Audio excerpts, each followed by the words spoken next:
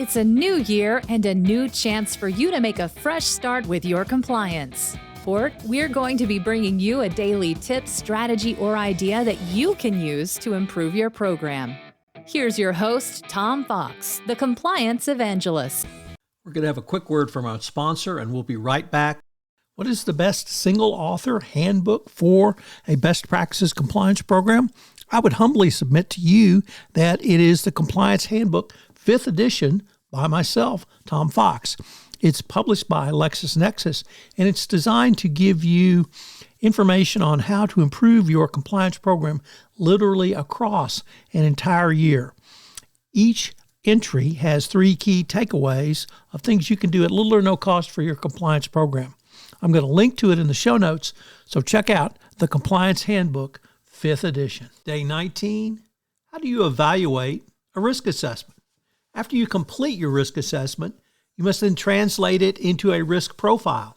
If estimate of where your bribery risk is greatest is wrong, it will be an effort to address it. Ben Locwin has said, once we have assessed risk and determined a process that includes options to resolve and manage those risks whenever appropriate, then we can decide the level of resources with which to prioritize them. There are always latent risks. Those that we understand are there, but we cannot chase forever. We need to make sure we have classified them correctly. With a good understanding of each of these, we are in a better position to speak about the quality of our business. Bill Anathas said in an article, Rethinking FCPA Compliance Strategies in a New Era of Enforcement, that companies assume FCPA violations follow a bell curve in which most employees are responsible for the violations. However, he believes the distribution pattern more closely follows a hockey stick distribution, where virtually all violations are committed by just a few people.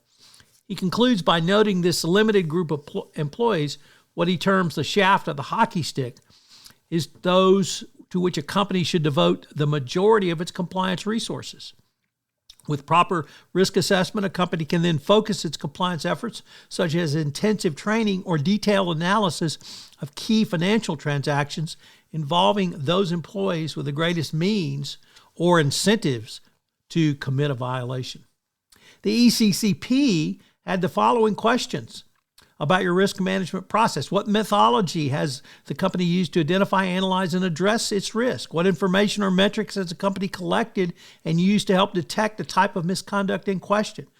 Has the information or metrics informed the country's compliance programs? In the Treasury Department's 2019 framework for OFAC compliance, it provided greater clarity by stating the following. The organization has developed a methodology to identify, analyze, and address particular risks it identifies. As appropriate, the risk assessment will be updated to account for the conduct and root causes of any apparent violations or systemic deficiencies identified by the organization during the routine course of business, for example, through testing or audit function. A way to evaluate risk as determined by your risk assessment is through a risk matrix. Once risks are identified, then they are rated according to the significance and likelihood of occurring, then plotted on a heat map to determine their priority.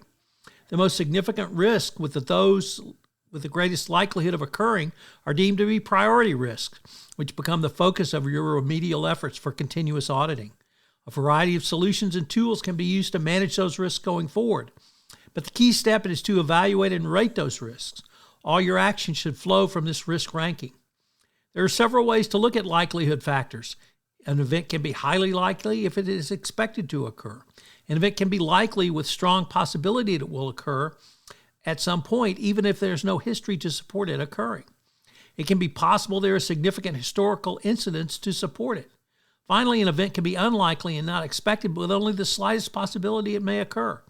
Responses to likelihood factors consider the existence of controls, written policies, and procedures designed to mitigate risks, capable of leadership to recognize and prevent a compliance breakdown or failure. The priority rating is the likelihood rating, and the ratings reflect the significance of a particular risk universe. It is not a measure of compliance effectiveness or to compare efforts, controls, or programs against peer groups.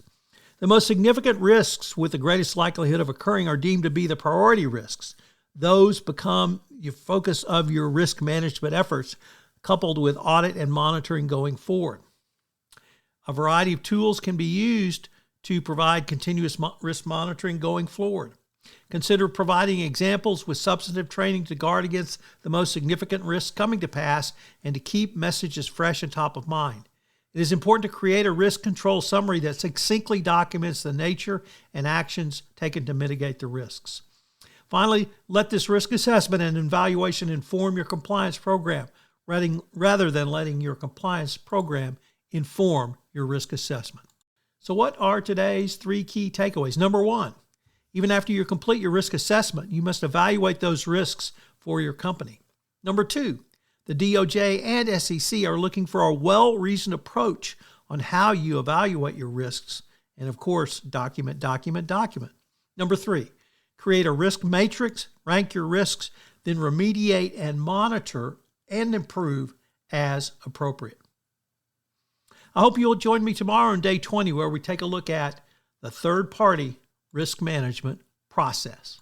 I know you'll enjoy tomorrow's episode.